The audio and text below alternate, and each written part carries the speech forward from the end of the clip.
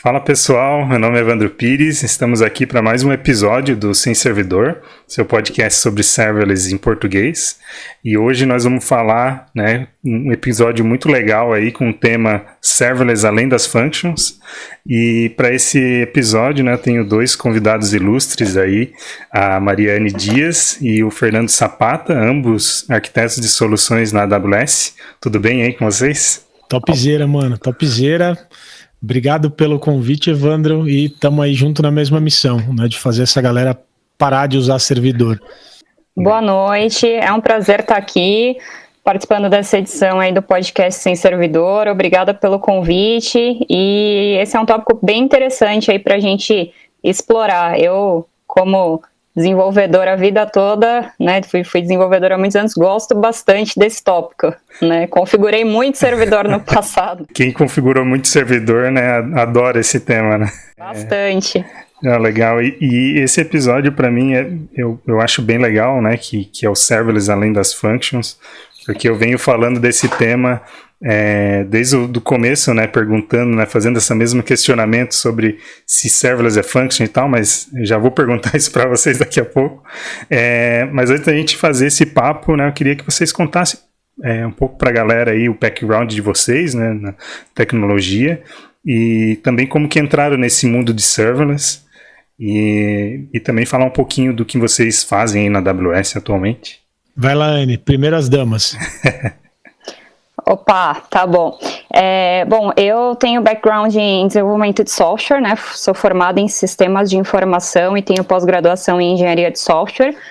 Vou entregar a idade agora, eu comecei com Java em 2002, época do pessoal da Sun, tive oportunidade de fazer bastante curso de Sun naquela época, na Sun, e cursos de Java. Na época do Vinícius Senger, que hoje também trabalha com a gente na AWS, Bruno Souza, uma galera aí que são meus amigos. Tive muito contato com essas pessoas e fiz toda a minha carreira no Java. Usei muitos frameworks de Java, Spring, Struts, Hibernate, enfim, acompanhei bastante tudo isso. Sempre estive bem próximo ao time de arquitetura, um assunto que sempre me interessou também. E tive que me virar muito com infra. Meu primeiro emprego em 2002, eu tinha que subir servidor, era um tempão configurando as coisas, até a parte de configuração de firewall, proxy e tudo mais, para poder depois começar a codar. Então, entendem um pouquinho de tudo, sistema operacional, banco, aquela coisa se vira nos 30.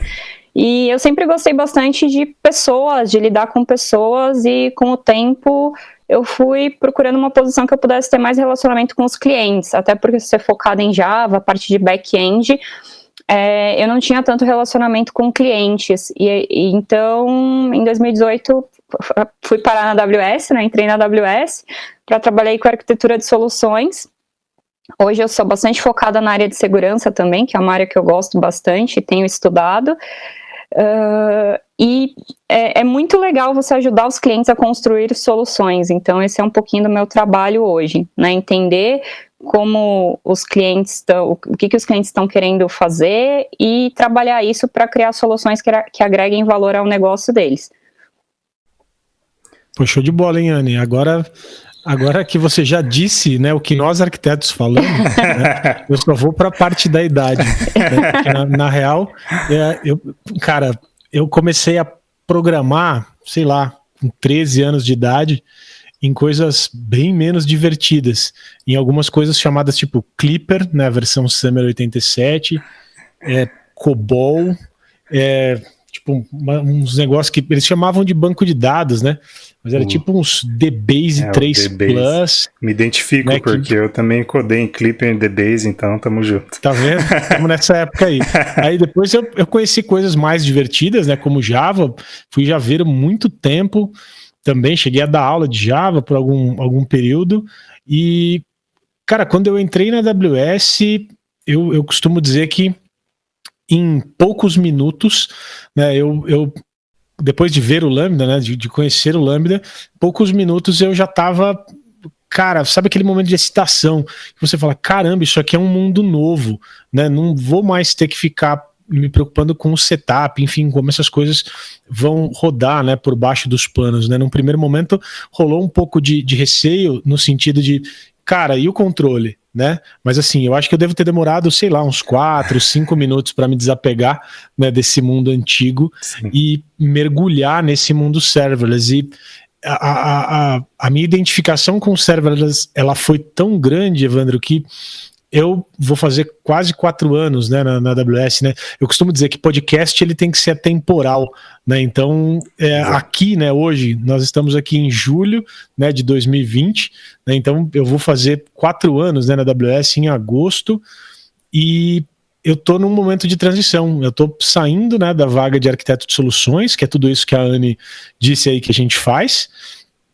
E eu tô indo para uma vaga, né, que a gente chama de BDM, né, especificamente para serverless na América Latina. Só para você ter uma ideia de como foi a minha identificação, né? Legal. Eu olhei e falei, cara, gostei tanto disso, que agora eu quero ajudar mais clientes, né, durante essa jornada. Então eu entreguei a idade sem entregar a idade, né? Não, bom. Foi melhor que eu que falei datas passadas. Mandou bem. Isso é legal porque acho que a gente vai conseguir dar uma fortalecida muito grande, né, nesse ecossistema serverless e no mindset serverless aqui no Brasil, principalmente, né? Então é legal ter esse reforço aí, né? Contem comigo. Show. E então, entrando agora aí no tema do podcast, né, eu tinha comentado que desde o primeiro podcast ali eu venho fazendo basicamente a mesma pergunta, e tem sido legal porque essas respostas têm sido complementares, né? Então, tenho perguntado, mas serverless é a mesma coisa que functions e tal, e eu acho que esse episódio a gente vem para desmistificar de vez essa pergunta, né? Então, já começo perguntando aí, não sei quem que vai puxar primeiro essa resposta. Serverless e Function as a Service são a mesma coisa? São diferentes? Como é que é? Eu gosto mais da resposta da Anne. Então, depois que ela falar sobre isso, aí eu tenho só um pequeno complemento, não vamos nem chamar de complemento, um pequeno comentário, né, que eu acho que é legal, né, quando a gente está falando de um assunto que é mega novo. Mas, Anne, eu gosto muito mais da sua resposta.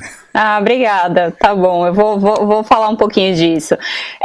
Na verdade não, tá? O conceito de serverless é algo que você não tem que se preocupar com o servidor, né? Um servidor, ele sempre vai existir em algum lugar, só que a partir do momento que ele está fora do seu alcance de visão, você não está se preocupando em manipular esse servidor, você não está se importando em dar manutenção naquilo, onde é que aquilo que você está fazendo vai executar, né? Mas você tem certeza que aquilo vai executar com segurança, vai executar da forma correta, né? Você não precisa se preocupar, por exemplo, em fazer um patch.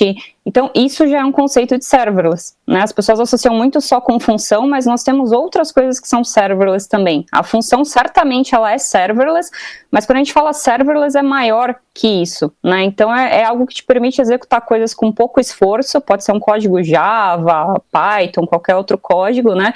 Por exemplo, para fazer um cálculo back-end, uma chamada de API, ou qualquer outro tipo de serviço, né? Por exemplo, ingestão, processamento de dados, existem serviços que te permitem fazer isso de forma serverless, e aí o Zapata tem muito a complementar aí.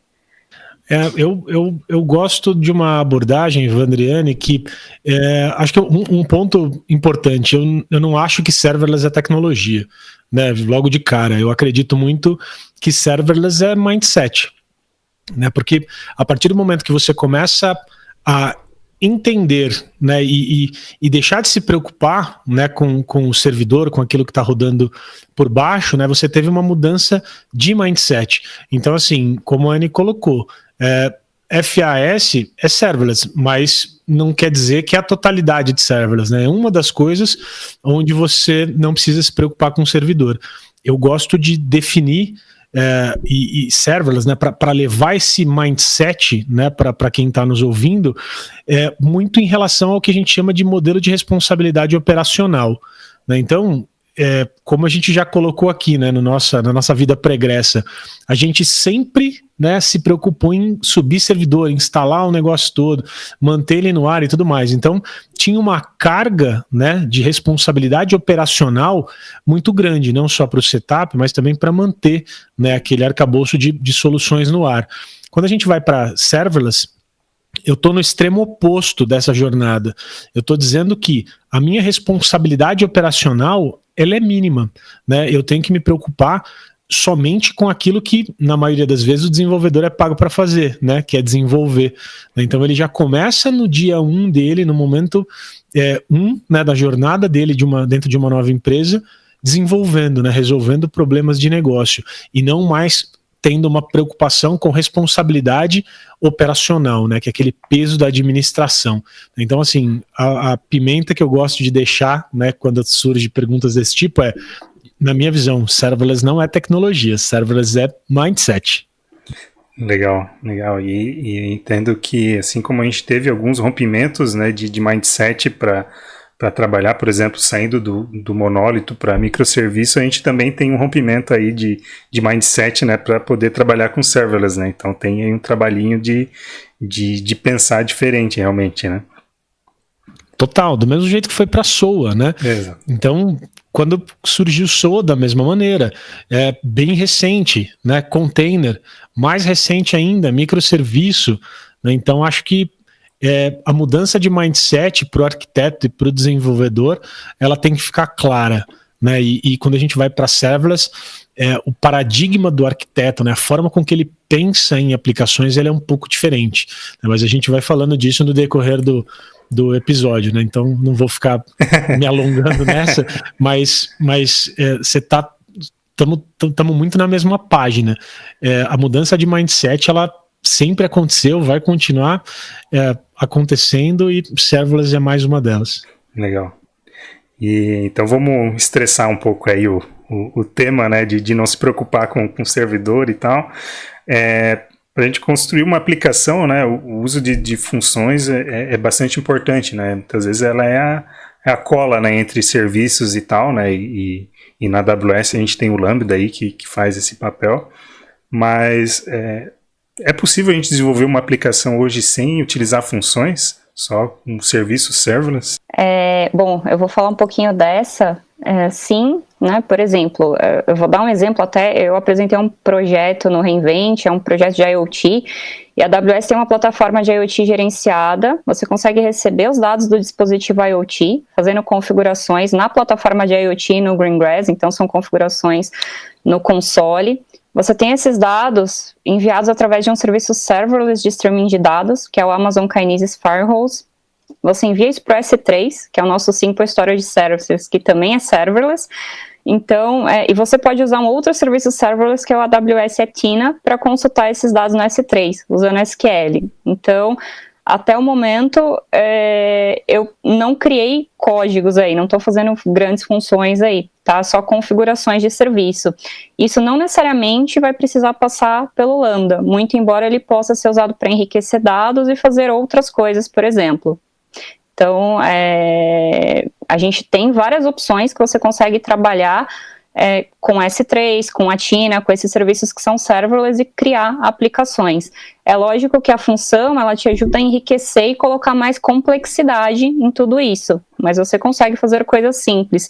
Um outro exemplo preciso hospedar um site estático, e eu fiz isso hoje para um treinamento que eu vou dar.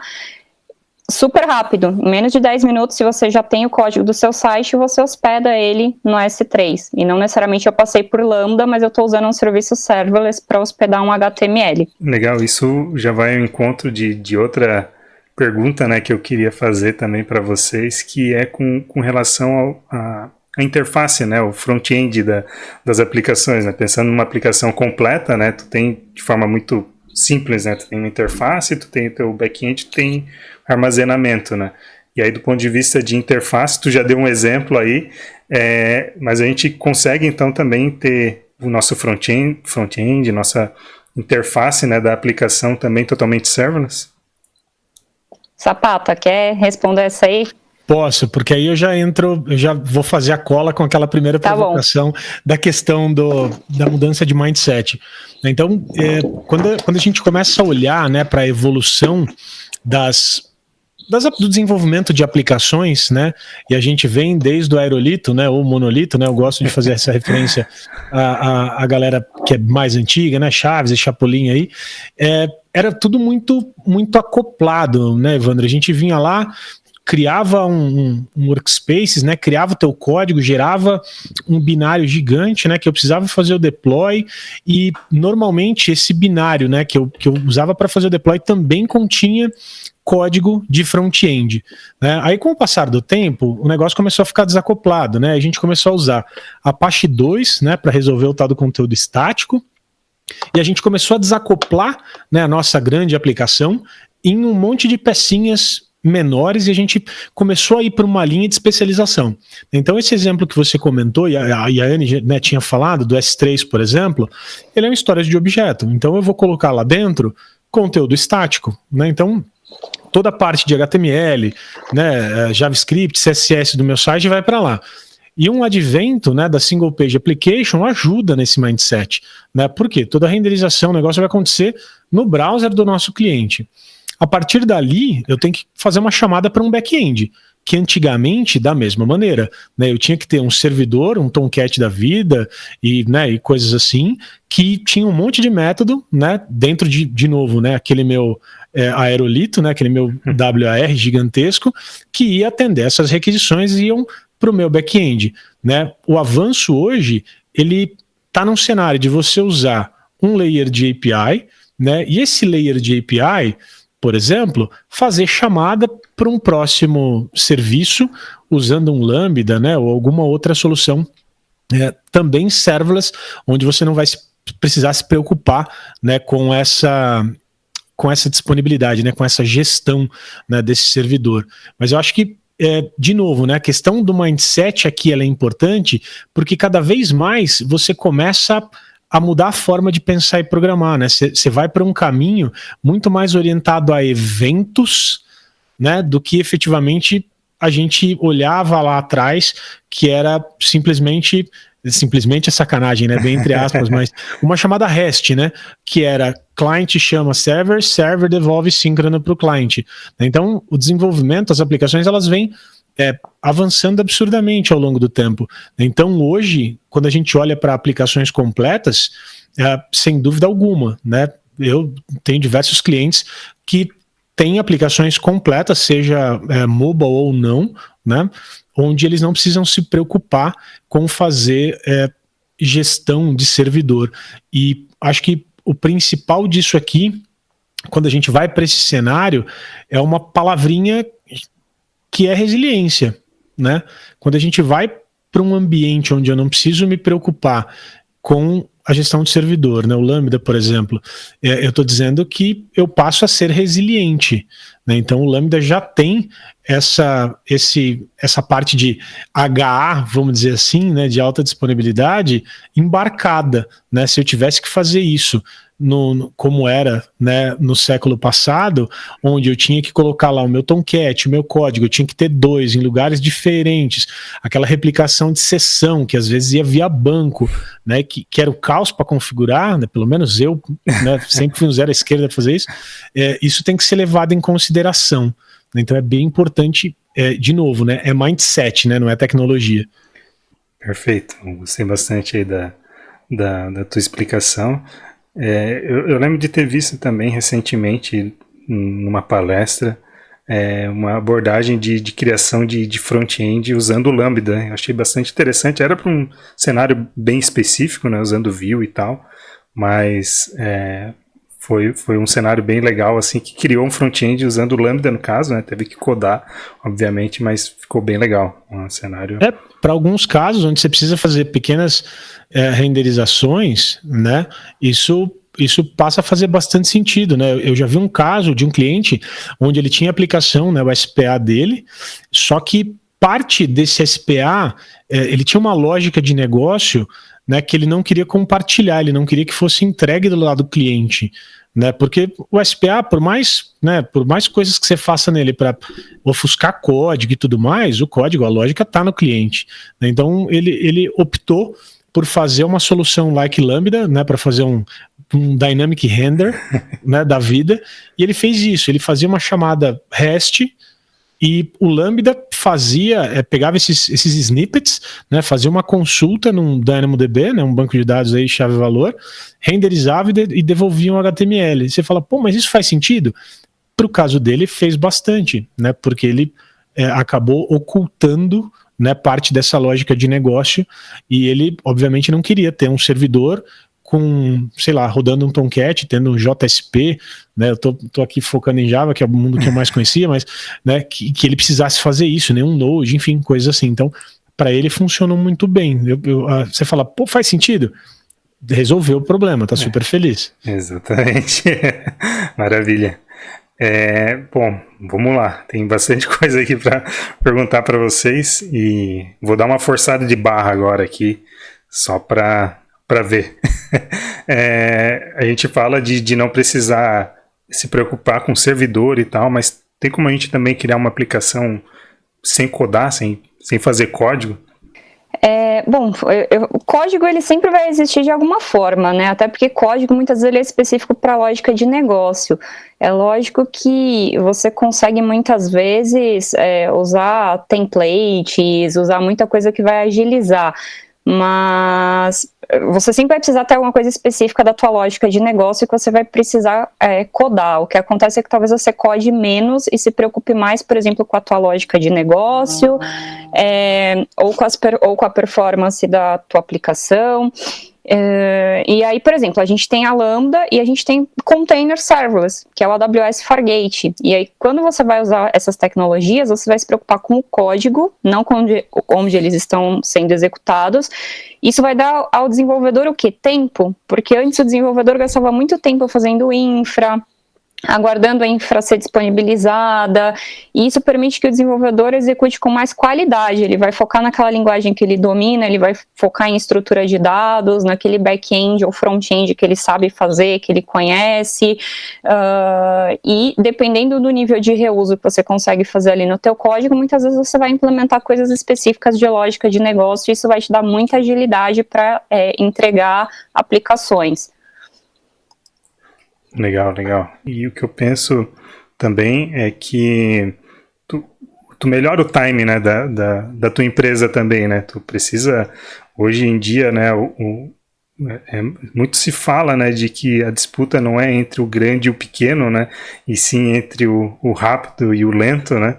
E nesse caso eu acredito muito que o serverless dá essa agilidade, né, essa velocidade, sendo que tu não tem que se preocupar com o operacional, como mesmo o Zapata falou ali, tu se preocupa muito mais em fazer teu código, com que ele tenha mais qualidade, né, e de uma forma mais rápida, né, isso é bem legal.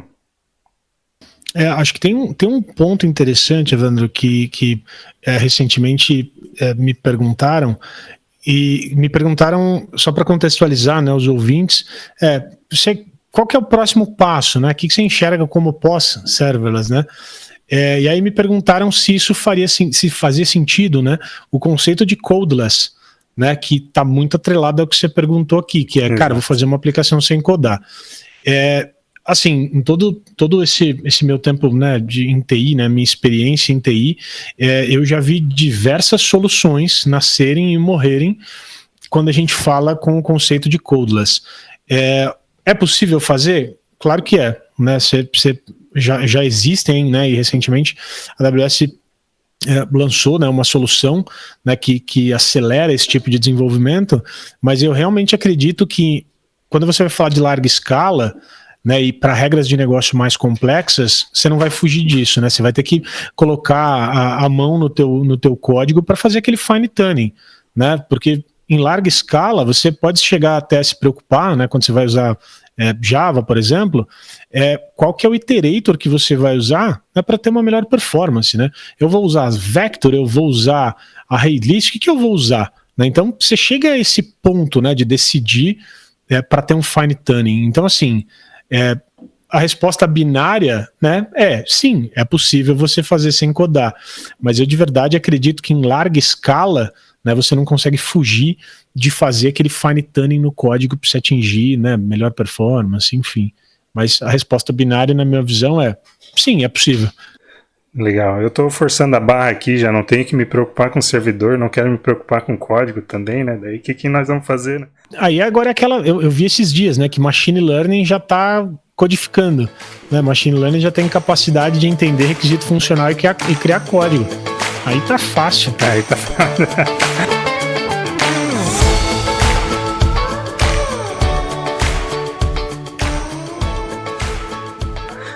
A gente falou um pouquinho aí de interface, também falamos de back-end, né, de codar, né, função, os containers ali, tudo serverless, e indo nessa linha, a parte de armazenamento, né, a Anne até pincelou já alguma coisa sobre o S3, né, que é serverless, mas quais outras opções também que a gente tem de armazenamento, banco de dados e tal, onde a gente não precisa se preocupar com o servidor. Vocês podem citar aí alguns exemplos aí?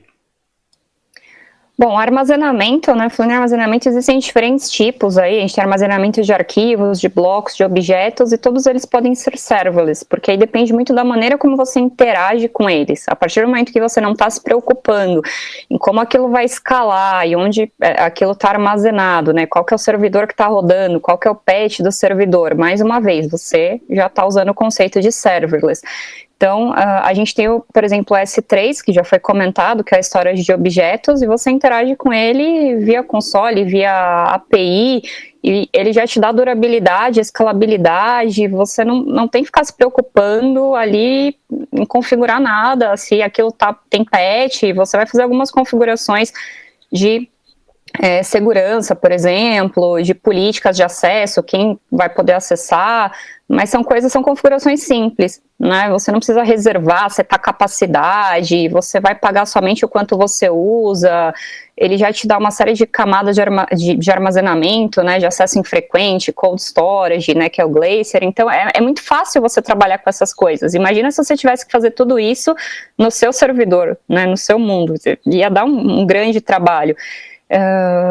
Então, assim, você também, a partir daí, consegue criar códigos para automatizar ações. Então, por exemplo, eu quero criar thumbnails quando um arquivo cai num bucket. Você consegue usar eventos do S3, né, o arquivo cai nesse bucket, você consegue trigar uma função, gerar esse thumbnail e jogar em outro bucket. E tudo isso você consegue fazer de forma rápida. E a gente tem várias opções. A gente tem o EFS, que é o Elastic File System, que também que é a parte de arquivos, né, a história de arquivos também é serverless aí. Você consegue simplesmente com algumas configurações ter esse servidor e montar essa pasta para que seus usuários usem, seus servidores usem isso. Então, acho que quando a gente fala de arquivos, né, tem o FSX for Lustre, que é novo, né, eu vou deixar isso aí para o Sapato explorar um pouco, mas eu mesmo particularmente uso o S3 como backup e também uso o FS, acho muito, muito fácil de utilizar, você não tem que ficar se preocupando em codar, e acho que é muito fácil de utilizar com algumas configurações. Você tira aquele conceito de preocupação de realmente ter que subir uma máquina e se aquela máquina está segura ou se ela está escalando. Acho que esses são os principais pontos. Acho que só complementando a ideia do Lustre, na verdade, ele tem uma aplicação muito, muito focada em HPC. Né? Então, quando a gente fala de HPC, né, onde latência, né, é extremamente importante, né, o FSX para Lustre, ele tem essa funcionalidade de te entregar, né, alta capacidade com baixíssima latência. Né? Imagina que eu tenho lá uma fleet, né, gigantesca de computadores, né, processando uma determinada análise, né, por exemplo, e eu preciso fazer essa troca, né, de centenas de gigabytes por segundo, né, e na casa até de milhões de IOPS, né, então o FSX ele me ajuda, né, nesse cenário. Mas quando a gente fala de armazenamento, né, armazenamento é extremamente amplo, né? A gente não está falando somente de arquivos ou objetos, né? Seja um armazenamento de bloco, ou seja um armazenamento file, por exemplo, né? Vai além. E aí tem relação direta até com bancos de dados, né? Eu acho que armazenamento, né, só armazenamento, acho que daria um episódio de umas 3 horas aqui. Né? Mas a grande sacada tem outras formas, né? Não só a gente olhar para S3, né? Que é uma ferramenta que te ajuda em diversos casos de uso, né? Coisas que às vezes você nem imagina que você poderia resolver com ele. Mas eu estendo armazenamento, né, para algo mais amplo. Quando a gente olha para armazenamento numa aplicação, na minha visão, não é só arquivo, né? A gente está falando de colocar isso em bases de dados e coisas desse tipo, né? Eu acho que é mais amplo o sentido. Legal. E aí, pegando o gancho nisso que tu tá falando de banco de dados e tal, eu gostaria até de perguntar também sobre isso, né? Porque quando eu vejo, muitas vezes, soluções serverless, a maioria delas é envolvendo algum banco de dados NoSQL e tal, né? O banco de dados NoSQL acho que é bem famoso, né? Tem, inclusive, vários providers também tem um free tier disso e tu paga só pela utilização, bem conceito serverless, né? Mas o que a gente tem a opção também de banco de dados mais tradicional, digamos assim, o relacionalzão mesmo, para eu trabalhar de forma serverless? Sim, hoje, por exemplo, a AWS tem o Amazon Aurora Serverless. Então, você já tem escalabilidade automática e sob demanda para o Amazon Aurora, né, edições aí compatíveis com MySQL e Postgres. E para quem não conhece, né, o Aurora é um banco de dados relacional compatível aí com MySQL e Postgres que foi criado pela AWS. Então, ele combina aí performance e disponibilidade de bancos comerciais com simplicidade e economia de bancos de código aberto. A AWS ouvia muitos clientes pedindo isso e ela criou o Aurora. Então, ele é um banco aí que performa super bem, né, rápido, tem um custo aí bom comparado a bancos de mercado, e ele é gerenciado pelo nosso famoso RDS, que é o Relational Database Service. Então, ele te ajuda já a automatizar tarefas administrativas e demoradas, né? Parte de provisionamento de hardware, configuração do banco, aplicação de patch e backup. E tem essa configuração serverless que você pode fazer no Aurora. Então, ele vai ser iniciado, encerrado e escalado automaticamente para oferecer mais ou menos capacidade conforme o seu aplicativo necessita. Então, você não precisa gerenciar instâncias de banco de dados e para cargas de trabalho aí pouco frequentes ou que são intermitentes ou imprevisíveis, com essa configuração você já consegue rodar nesse mindset serverless, né, nesse conceito serverless de banco de dados. Ele te dá um endpoint, você conecta seu aplicativo, né, você vai especificar lá, se você quiser, o intervalo de capacidade desejada, e você já tem esse conceito de pagar por segundo, né, pela capacidade do banco de dados. Então, isso é um conceito bem interessante aí. De banco de dados relacional serverless.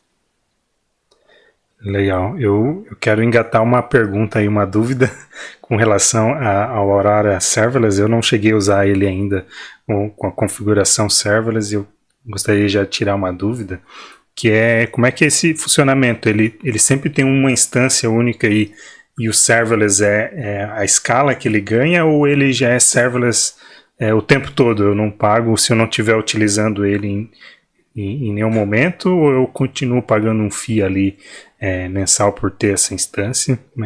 Como é que é o funcionamento especificamente desse produto? Aqui você vai pagar por segundo pela capacidade que usa quando ele está ativo, tá? Então, quando ele está ativo, você vai pagar por esses segundos aí da capacidade que você está precisando daquele banco. Legal. E ele tem algum trade-off se eu for comparar com elas com o RDS tradicional, né? Que tem digamos que eu tenho o meu RDS lá com Postgres ou com MySQL. Eu tenho algum trade-off, tipo cold start, como eu tenho nas funções? Eu tenho alguma coisa nesse sentido com o Aurora Serverless?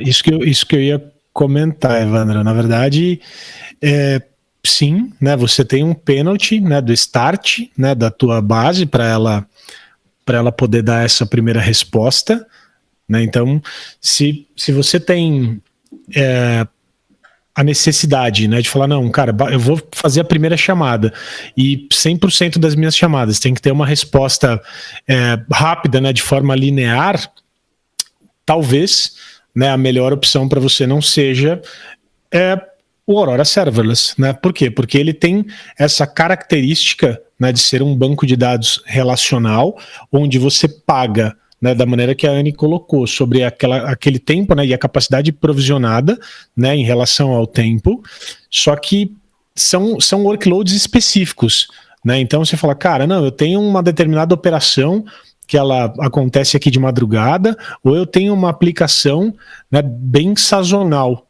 Então o Aurora Serverless ele tem essa característica, ele vai te atender bem nesse sentido. Mas ele tem um tempo, né? Se o banco, vamos colocar entre aspas, né, não tiver inicializado, né, vamos dizer assim, você tem esse conceito, né, de ter que esperar ele subir. Então a primeira request pode demorar um pouco mais, né, do que as demais, mas são casos de uso bem específicos, né? Quando a gente fala de armazenamento ainda e banco de dados, eu gosto de trazer um exemplo, né, até para a galera entender, né, o que eu estou querendo dizer, que eu sou da época que banco de dados só tinha um, né? Você ia lá e falava assim, cara, preciso, né, gravar o dado de um cliente, aí o cara fala relacional. Aí você fala assim, cara, top, agora eu preciso gravar um XML. Cara, relacional, claro. Cara, mas eu queria gravar uma imagem. Relacional. Blob, tá aí pra quê? Né? Então, eu sou dessa época onde, né, você tinha um banco de dados milagroso, né, relacional, que resolvia todos os problemas de aplicação. Mas, de verdade, esse cenário, né, de one size fits all, ele não existe mais, né? Tanto que a própria AWS, ela tem hoje 14 sabores de bancos de dados para que você utilize, né? Então, cada vez mais, quando a gente começa a falar de desenvolvimento de aplicação moderna, e aí envolve serverless, né, e um monte de outros mindsets que a gente é bombardeado aí todos os dias, a gente começa a falar de armazenamento de propósito específico, né? Que você olha e fala assim, cara, eu preciso fazer um armazenamento onde eu só tenho inserção, né, na linha do tempo. Cara, então você vai precisar de uma base que tem uma característica de time series, né? Então, não, eu tenho que ser um banco relacional, mas a utilização dele é baixa, ou eu tolero, né, um delay de inicialização dessa base. Cara, então a Aurora Serverless tem todo sentido para você. Né, você fala, não, eu preciso ter uma capacidade gigantesca, né, de réplica de leitura num banco de dados relacional. Você vai de Aurora, mas na versão não serverless. Né? Então, a grande provocação que eu deixo, né, para a galera tentem olhar para qual é a melhor engine de banco de dados, né, que vai resolver o seu problema, né, para a gente cada vez mais tentar fugir, né, do relacional resolvendo todos os problemas da humanidade. Como bala de prata. Hoje a nossa maleta de ferramentas está maior, né? Então é aquela coisa da ferramenta certa para o trabalho certo. Total. Isso pode ser bom ou ruim, depende do ponto de vista, né? Eu já acho legal, né? Porque tu tem muitas ferramentas e tu pode escolher realmente aquela que se encaixa melhor, né? E isso... O serverless está nessa linha também, né? Num outro episódio aí que a gente conversou, a gente fala, né, que serverless, apesar de eu gostar muito e fazer jabá, né, para serverless, ele não é bala de prata. Vão ter cenários ali que talvez o serverless não seja o melhor dos cenários e também tem que avaliar e saber escolher a ferramentinha certa, né, para fazer o serviço, né? Então acho que é tudo nessa linha mesmo, né? E acho que um ponto para deixar mais uma provocação para a galera que está ouvindo é quando a gente começa a olhar para o mundo de nuvem, né, onde a gente começa a falar de cobrança sob demanda, a gente começa a colocar mais lenha nessa fogueira, que não é só tecnologia, né, às vezes o mindset de escolha ele está atrelado a custo, né, então, cara, eu tô igual a você, cara, serverless eu acho... legal pra caramba, não é bala de prata, não resolve todos os problemas e tem alguns que ele não é a melhor opção, né? Por quê? Para alguma coisa que você vai fazer, talvez não faça sentido, né? Seu Lambda, por exemplo, né? Por quê? Pode ser que para determinados casos de uso ele fique mais caro do que você manter, sei lá, 2, 3 EC2 pequenas para fazer o trabalho. Então, assim, a grande sacada é olhar para a tecnologia, mas também o que está ao redor daquilo que eu estou tentando resolver. E normalmente quando a gente fala de banco de dados de propósito específico, né, ou ele é de propósito específico porque ele vai ser mais otimizado para o workload em termos de performance, escalabilidade, coisas do tipo, ou custo, né, que é o exemplo do Aurora Serverless. Então, o arquiteto, né, da aplicação moderna, o cara que tá nos ouvindo agora, ele tem que levar isso em consideração. Não é só tecnologia. Não é falar, cara, mas funcionou. Cara, vai funcionar. A grande sacada tá funcionando da maneira mais otimizada? Seja performance, escalabilidade e uma palavra que o arquiteto não está acostumado a discutir, que é custo. Então tem pimenta aí nessa conversa. Legal. Não, e eu acho legal comentar que isso que é o bacana do nosso trabalho, porque chegam 2 clientes com um problema parecido, mas a solução vai diferir, porque você tem que entender o cenário, pode ser que um vai ter mais restrição de custo, tem requisitos muito específicos que às vezes você vai encaixar uma peça ou outra naquele requisito. Então, é no detalhe o que vai fazer aquele fine tuning para a arquitetura do seu cliente. E tem que se preocupar com custo mesmo, né? No episódio anterior aí, quem ouviu, até fiz a piada muito ruim, né? De que o cartão tem que ser limitless, né? Tem que cuidar com isso, né? Muito boa essa. Limitless foi boa. E legal que tu comentou, né, nessa questão de mudança de mindset, tanto do desenvolvedor quanto do arquiteto, né? Eu acredito assim que como o papel da infraestrutura também vem mudando, né, ao longo do tempo, com serverless esses papéis, né, tu já tocou um pouco nisso, né, Sapata, mas esses papéis eles sofrem grande mudança, né, grande impacto, né, com o serverless especificamente, né? Cara, eu gosto de responder essa pergunta com um sim e não. Né? Então, na verdade, vou explicar, né, para a galera não achar que eu estou aqui em cima do muro. Né? Se a gente olha para o desenvolvedor, com a minha concepção de desenvolvedor, né, que é o cara que é contratado e ele recebe, né, X dinheiros, né, para desenvolver e resolver problemas de negócio. Né? Então, essa é a minha concepção do desenvolvedor. Quando a gente começa a olhar, né, e percentualmente, né, o quanto de tempo o desenvolvedor está realmente colocando energia naquilo que o job description dele, né, diz que ele tem que fazer, versus o quanto ele está cuidando de coisas que ou poderiam ser automatizadas ou efetivamente não precisariam ser feitas.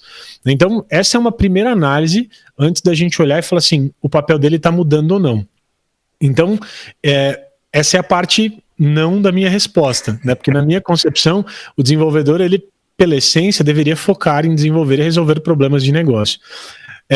Porém, né, na forma com que a gente enxerga hoje, né, o desenvolvedor, ele faz tudo. Né? Então, né, o tal do full stack developer, né? O cara é desenvolvedor, só que ele faz tudo ao mesmo tempo. Né? Então, assim, isso é bom, né, por um lado, mas isso exige com que ele, ao adotar serverless, por exemplo, ele tenha que mudar o mindset. Né? Aí ele vai começar a olhar e vai falar assim, cara, tá bom, antes eu tinha que provisionar, né, eu tinha que colocar o chapéuzinho, né, do cara de infra, provisionar um servidor, depois fazer o deploy do meu código e em algum momento fazer uma automação para aquilo acontecer de forma automática. Né? Então, quando você mostra para o cara e fala assim, amiga, você não precisa mais fazer isso, foca no código, né? O mindset dele é outro, né? Então ele precisa efetivamente mudar a forma, né, com que ele pensa, né? Por isso que eu sempre digo que não é tecnologia, é mindset, né? A partir daí ele vai falar, cara, agora eu vou aceitar um novo, né? Então ele começa a entender e colocar energia em resolver o problema de negócio, né? E aquilo lá vai ser automatizado, ou seja, por um framework que ele optou, né, por fazer aquela automação, ou eventualmente um pipeline que alguém, né, normalmente os caras de DevOps, constroem para aquilo lá sair, né, do repositório, né, sair da máquina dele para o repositório, do repositório chegar à produção da forma que tenha menos impacto, né, mas eu não vejo como algo ruim.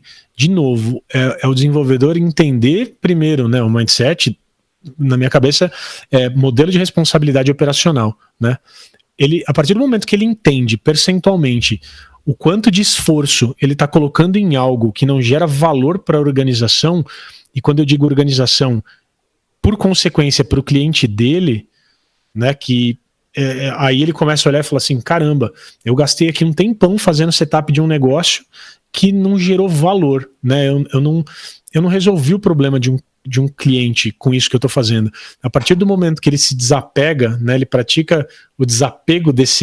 desse cenário, né, de ter um servidor para chamar de seu, a vida dele começa a ser mais simples. Mas quando a gente fala de mudança do papel de desenvolvedor, né, e o papel de infraestrutura, sim, eles mudam, né? E não, ele não muda, né? Porque, na verdade, na minha concepção, ele já deveria ter esse mindset, mas para quem não tem, ele vai ter que mudar, né? Não tem muito o que fazer. Não sei se minha resposta ficou confusa, mas... Não, acho que deu para entender, e eu vejo mais ou menos da mesma forma, né? Eu vejo que como desenvolvedor, né, o desenvolvedor ele vai ganhar muita performance em não ter que mais se preocupar com a infra, e ele vai poder focar naquilo que ele precisa focar, que é saber escolher a estrutura de dados certa para fazer alguma coisa ali, focar no código, em estudar melhor o código mesmo da linguagem que ele está executando ali no dia a dia, e eu vejo que os times de infra, né, eles vão estar muito mais olhando para infraestrutura como código, automação, né, a parte de criar catálogos de serviço, criar ou manter pipelines, por exemplo, e isso vai aumentar a qualidade do software, porque quando você começa a colocar automação e os times de infra começam a trabalhar com essa questão de criar um catálogo, por exemplo, você está colocando segurança, compliance e aumentando a qualidade do software. Então, vai mudar um pouco a maneira como as pessoas fazem as coisas, mas acho que é muito na linha do sapato. Talvez já deveria ser assim, né? Não, perfeito. Eu captei a mensagem, achei bem legal, e a Anne falou, né, do SRE, do papel da infra, né? O pessoal brinca comigo às vezes que eu tô querendo acabar, né, com a profissão de SRE, de infra, né, porque a gente insiste em, não tem que se preocupar com o servidor e tal, e o cara que trabalha com isso, mas na verdade eu acho que tem uma transformação mesmo, né, e eu acho que acaba focando, às vezes, em coisas mais nobres, assim como o desenvolvedor acaba focando em coisa mais nobre, que é ele desenvolver de fato, né, o código dele e resolver o problema de negócio.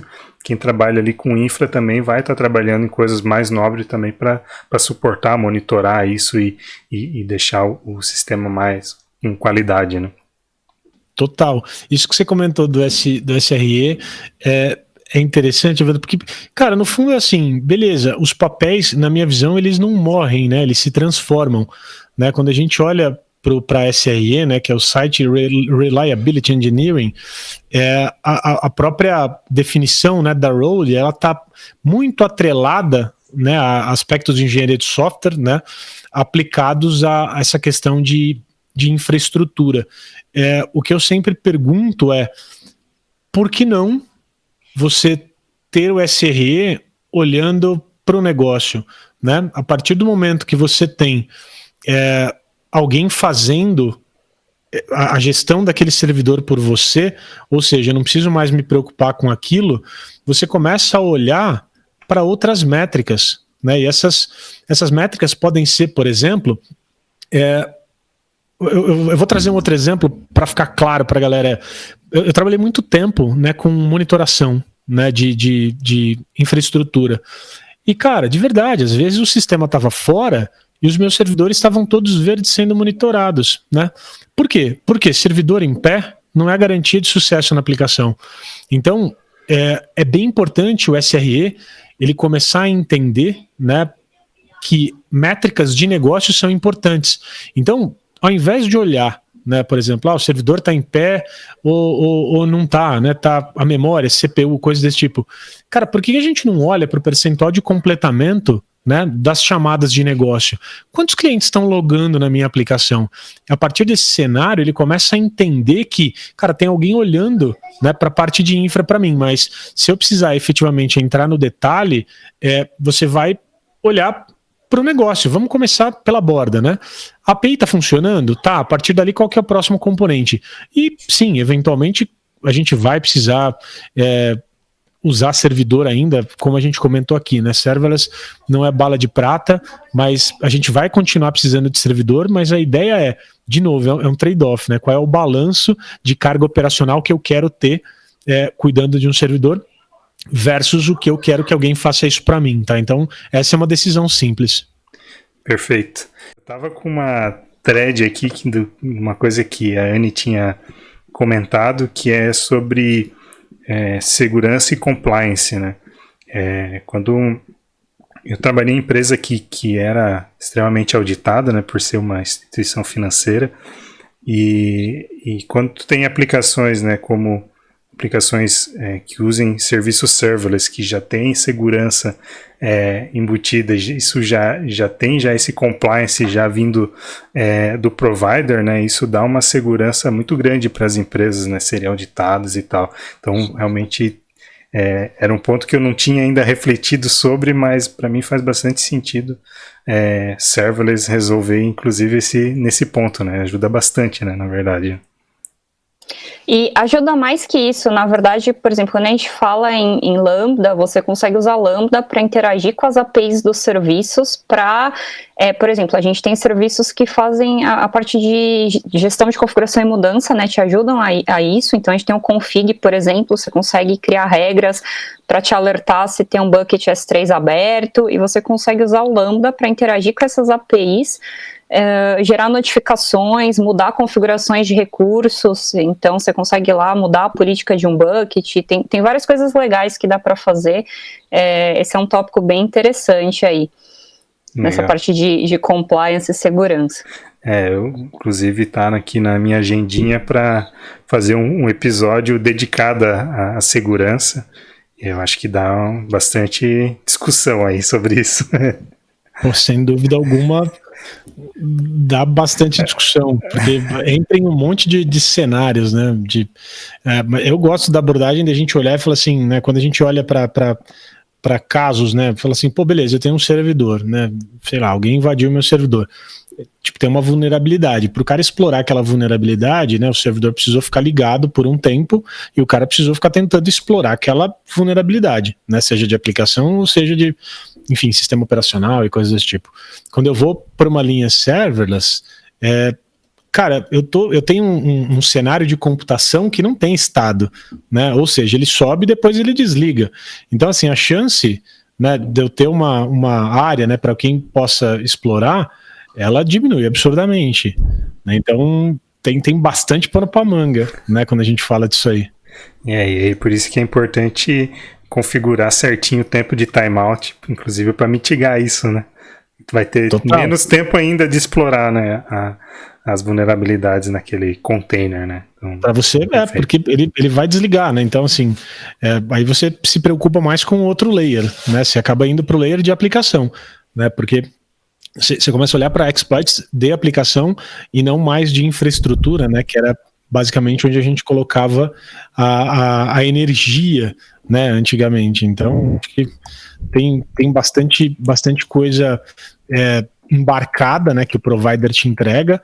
Então, quando a gente fala de AWS, né, certificações de segurança, né, o compliance, né, em relação ao próprio Lambda, já está tirando, né, de novo, responsabilidade operacional daquilo que você precisaria fazer se fosse para um ambiente com servidores, né? Então, assim, em linhas gerais é menos trabalho, o que consiste em maior velocidade de entrega, né? Então, as coisas estão totalmente ligadas, né, na verdade. Perfeito. E para a gente fechar aqui, né, tem uma questão sobre organização mesmo, né, dos desenhos arquiteturais, né. Trabalhando com cloud, né, tu já tem isso, mas acredito que com serverless tu tem ainda mais, que é quando tu tem uma aplicação serverless ou em cloud native, o desenho da tua aplicação, se tu for desenhar um diagrama macro dele, ele é basicamente ligar serviços, né, do provedor. Como é que fica a gestão, né? Qual é o ponto de vista de vocês com relação à gestão disso e o desenho dessas arquiteturas, né? Antigamente a gente desenhava ali os UMLs e tal que representava a aplicação. Como é que agora com serverless, né? Essa arquitetura, esse desenho e essa governança, né, dessa arquitetura?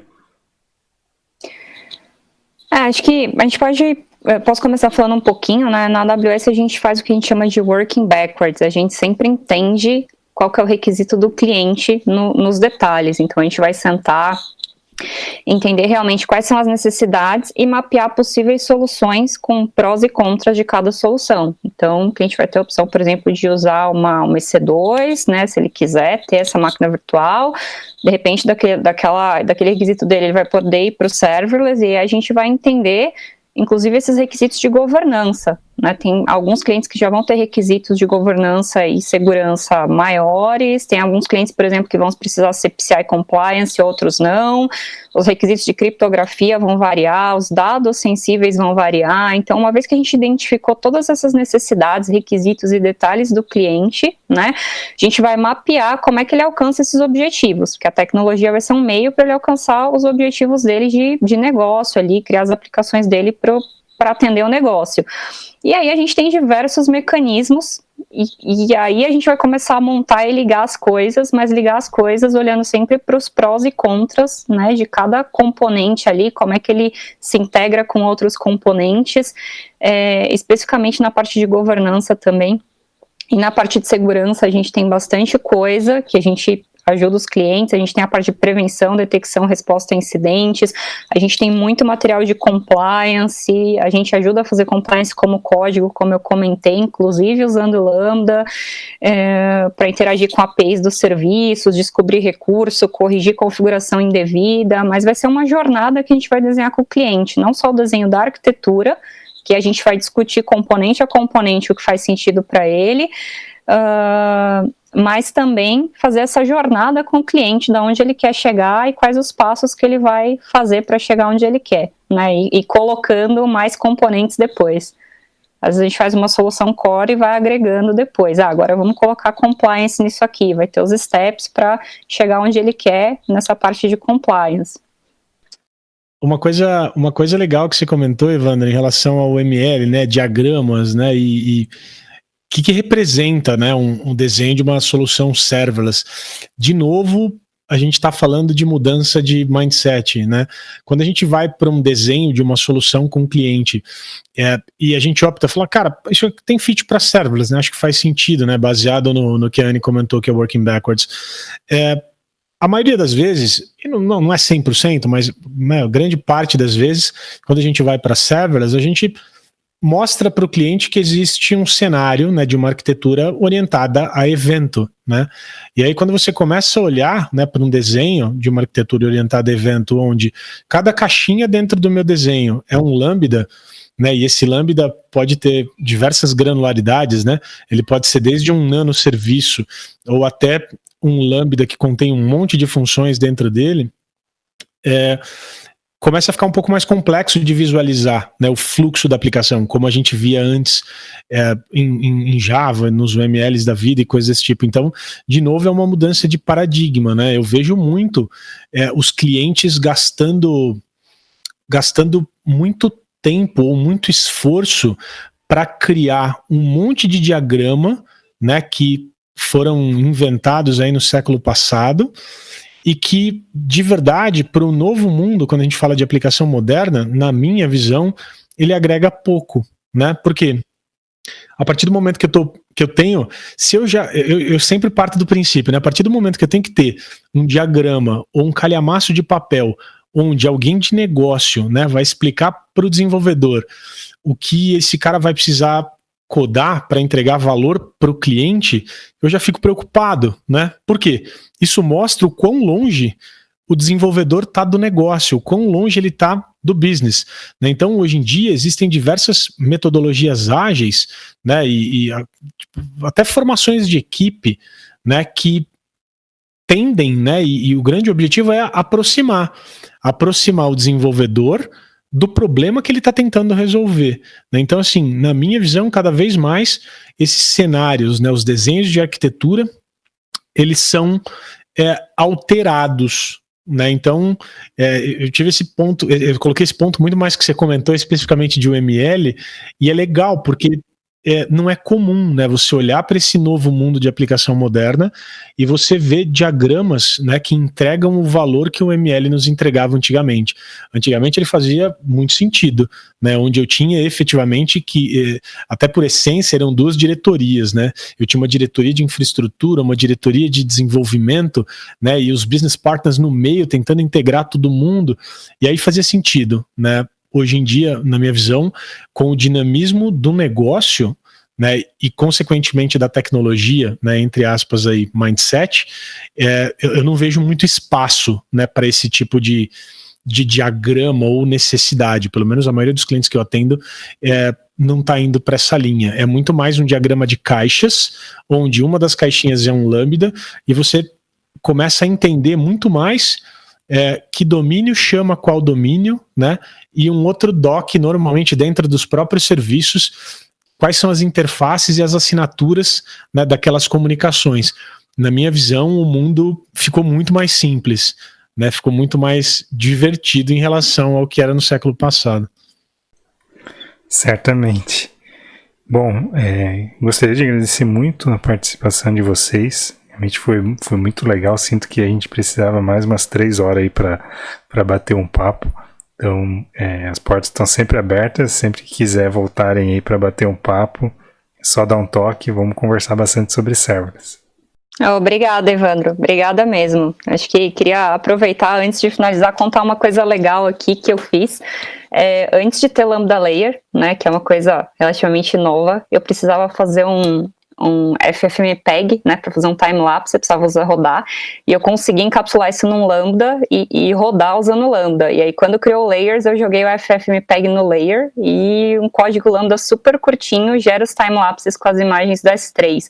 Então, assim, só para falar que, enfim, serverless não é só Lambda, mas o Lambda é muito legal, é uma coisa que dá para você fazer muitas coisas bacanas. Às vezes o pessoal, né, relaciona muito função também à API, né, mas dá para você explorar e fazer várias coisas aí. Agora com o Layers também é muito legal. Então, antes de finalizar, queria contar essa minha história, que acho muito, é uma das coisas que eu acho legal eu ter feito. Eu fico feliz quando eu conto isso, porque eu acho bacana. E eu queria agradecer aí a oportunidade, foi um prazer estar aqui. Não convida não, que a gente fala bastante, a gente volta mesmo. E foi muito bacana poder compartilhar esse tempo e essa experiência com vocês aí. Espero que essa discussão se estenda bastante, porque, como o Zapata falou, é um mindset e é uma coisa que tem muito a ser discutida ainda, a ser trazida, e certamente vai beneficiar aí muitas empresas, muitos desenvolvedores, muito pessoal de infra, muitos casos de uso. Cara, show de bola.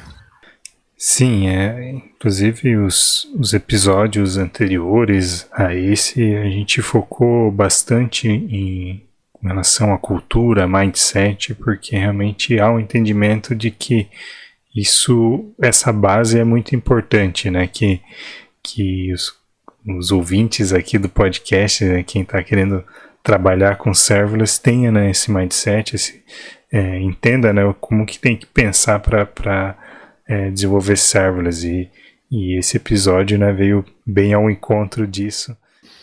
Total, acho que é convidar o ouvinte à experimentação, né, convidar o ouvinte a olhar e falar assim, caramba, porque antigamente, né, a gente tinha, no caso de AWS, algumas poucas linguagens que eram suportadas, né, no início logo que eu entrei, né, há quase 4 anos atrás. Então a gente tinha lá Node, né, Python, né, tinha aquilo lá. Hoje em dia, com o Lambda, né, o Custom Runtimes, você pode rodar até COBOL, né, dentro do Lambda. Então, o grande convite, né, para o ouvinte experimentem, né, tentem fazer aquilo que você está acostumado, né, de um jeito diferente, né? Notem que eu não disse melhor, pior, eu disse diferente, né? Por quê? Porque, de novo, é uma mudança de mindset.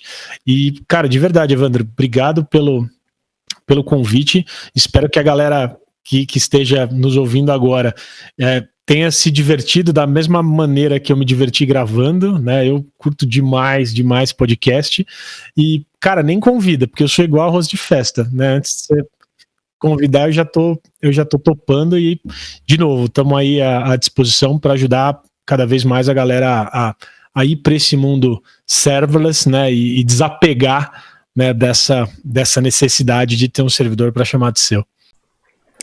E tu comentou sobre fazer uma função personalizada. Eu fiz uma função em Clipper tempo atrás. É isso. Olha só. Foi Isso. divertido. Muito bom. E isso aconteceu, foi num domingo à noite. Tava no computador, olhei para minha esposa e falei, vou fazer um negócio divertido hoje. Ela perguntou o quê? Eu falei, vou fazer uma função em Clipper, né? E a resposta dela foi que meu conceito de diversão tá muito furado.